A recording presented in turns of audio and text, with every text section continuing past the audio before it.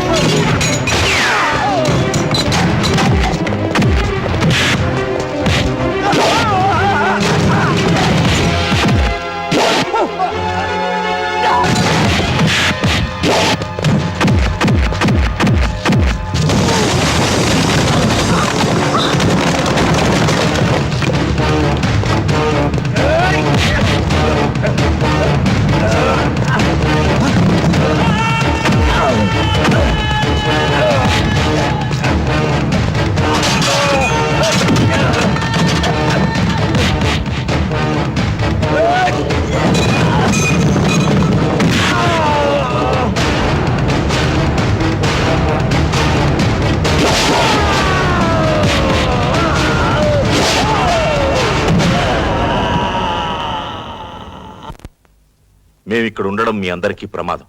మళ్ళీ వస్తాం.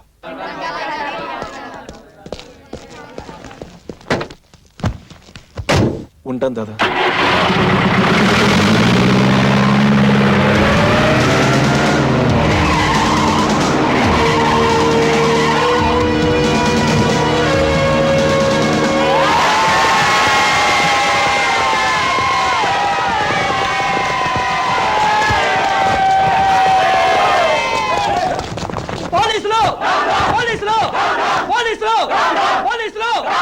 చార్జ్!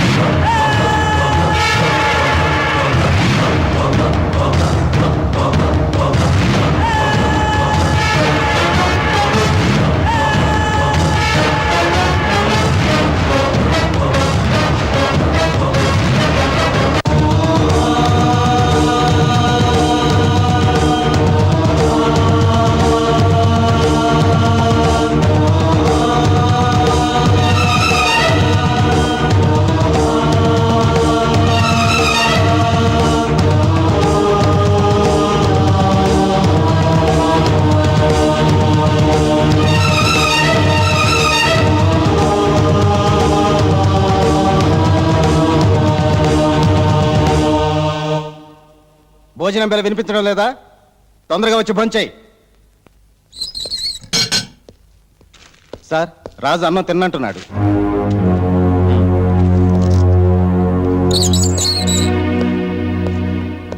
రాజు, ఎన్నాళ్ళు ఇలా అన్నం తినకుండా ఉంటావు? అయినా ఎందుకు ఈ నిరాహార దీక్ష? ఈ రోజు నా పెళ్లి రోజు. నా అన్న వాళ్ళు నాకు దూరమైన రోజు. బాధలందరికీ ఉంటాయి. అన్నం తిను. అయినా 2 రోజుల్లో విడుదల కాబోతున్నావు కదా. విడుదలైనా తిరిగి ఇక్కడికే వస్తాను. ఎందుకయ్యా చెడెదురు చూస్తావు? సరే, ఆషాఢ మాసం ఎప్పుడు పోతుందా అని కొత్త పెళ్లి కొడుకు ఎదురు చూస్తాడు.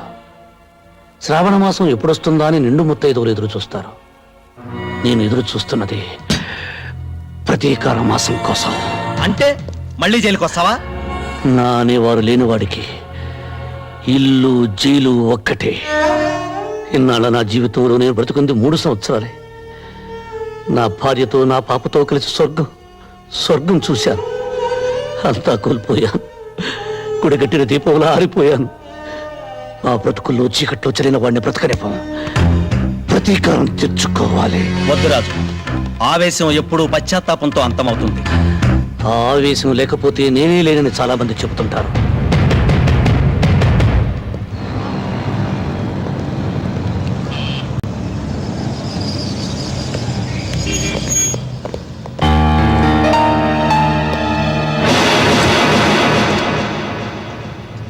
కృష్ణప్రసాద్,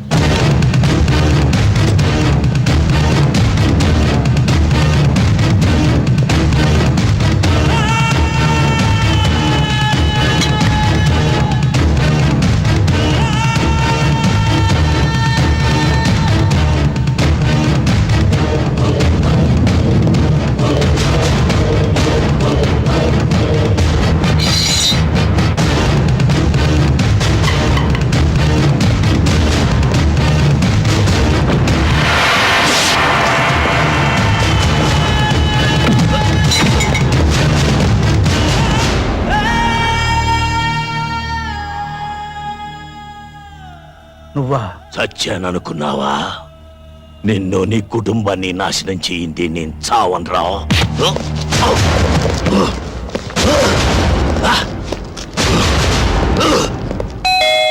వస్తున్నా. అన్నయ్య గారు మీరా?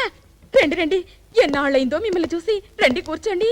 ఏమిటో మీరు ఉద్యోగం మానేసి పిల్లల్ని తీసుకుని ఎస్టేట్ లో ఉంటుంటే నాకు ఒకటి దిగులు. వదిన గారు పోయిన దగ్గర నుంచి ఒంటరి వారైపోయారయ్యే. అన్నట్టు పిల్లలు బాగున్నారా? బాగున్నారమ్మా. ఏం చదువుతున్నారు? మీరు సిటీకి ఏ పని మీద వచ్చారు ఇప్పుడు? బాబా, కాస్త ఊపిరి తీసుకొని ఇస్తావా? ఏదో బ్యాంక్ పని మీద వచ్చాడు. అక్కడేమో పాత నేరస్తుడు ఒకడు కత్తిలో పొడవబోయాడు. అబ్బా, ఏమిటి అలా పడిపోయింది? ఫిట్సా? నువ్వేం కంగారు పడకు. ఎవరన్నా హత్య చేశారు అని చెప్తే చాలు ఇలా పడిపోతుంది. బుద్ధి ఉండాలి. తెలిసిండి ఇలా మాట్లాడేందుకు. ఇప్పుడు ఎలా? హాస్పిటల్ తీసుకెళ్దామా? ఏం అక్కర్లేదురా.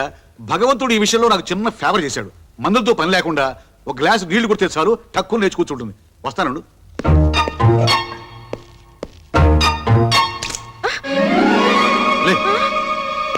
అన్నయ్య గారు మీకేం కాలేదుగా? గీసుకోవడం గుచ్చుకోలేదు. తగిలుంటే పోయి ఉండేవాడు. దీని బంగాళాఖాతంలో ముంచా. దీని మూలంగా వాటర్ బిల్లు పెరిగిపోతుంది. లే లే, ప్రాణం తీస్తున్నాం. ఏమైంది? ఏమీ కాలేదు. నువ్వు మళ్ళీ పడవు. వెళ్ళి కాఫీ పట్టరా. పో ఓ. అలాగే. ఇదిరా వరుస. ఒరే కృష్ణ, నీ మీద అటాక్ చేసిన శంకర్ దాదా గారిని లైఫ్ లో దేనికి పనికి రాకుండా చేస్తాను. పోలేరా పాప, ముసలాడు అయిపోయాడు. 4 తన్నుదిలే.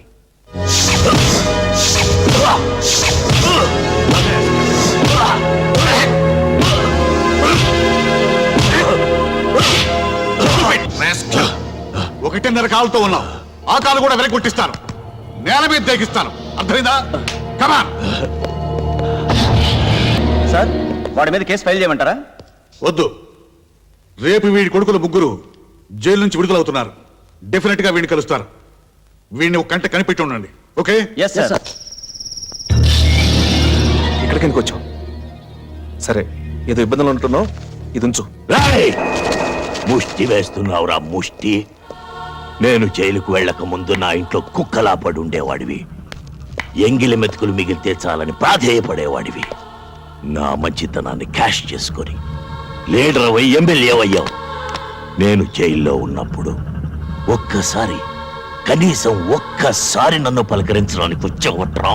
దాదా, నేను రాజకీయాల్లో ఉన్నాను, పైగా నాకు క్లీన్ ఇమేజ్ ఉంది. Clean image. నీలాంటి రాజకీయ నాయకుడికి మురి కాలవుకి తేడా లేదురా. అన్నం తినే కుడి చేత్తో అశుద్ధం కడిగి ఎడం చేత్తో కూడా అవినీతిని తిన్న అలవాటైపోయిందిరా. కోపం తెచ్చుకోకు. ఇప్పుడు ఇప్పుడు నన్నేం చేయమంటావు?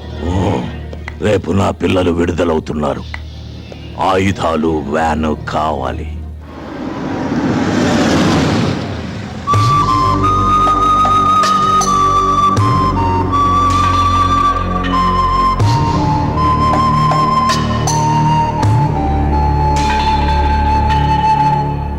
ఇంతకాలం నేరస్తులుగా బతికారు, ఇక నుంచైనా మనుషులుగా బతకండి.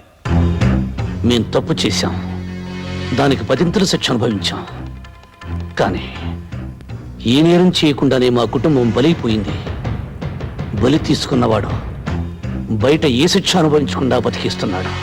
లేడిని పులి చంపటం మృగధర్మం, కానీ మనిషిని మనిషి చంపటం మానవ ధర్మం కాదయ్యా. మేం మానవులం కాదు, మృగాలం. మేం బయటకు వెళుతుంది బ్రతకటానికి కాదు, చంపటానికి. మమ్మల్ని కన్నబిడ్డల్లా పెంచి పెద్ద చేసిన దాదాదారిలోనే మేము నడుస్తాం. 14 సంవత్సరాలుగా బయట ప్రపంచంతో సంబంధం లేకుండా కుక్కల్లా బతుకుతున్నారు. ఇకనైనా గతాన్ని మర్చిపోండి. మర్చిపోతాం. మేం పోగొట్టుకున్నవన్నీ మాకు తిరిగి ఇస్తే.